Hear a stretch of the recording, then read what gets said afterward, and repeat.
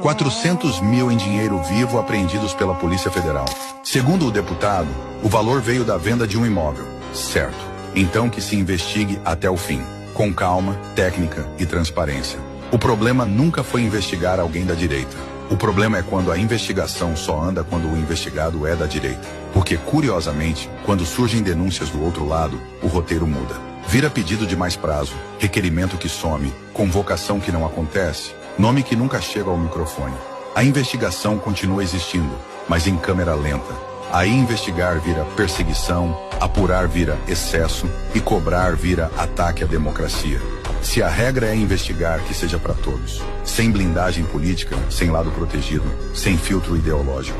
Quem não deve, prova e segue a vida. Quem errou, responde. Independente do partido, do cargo ou do sobrenome. Transparência não pode ter preferência partidária. Ou vale para todos, ou não vale para ninguém.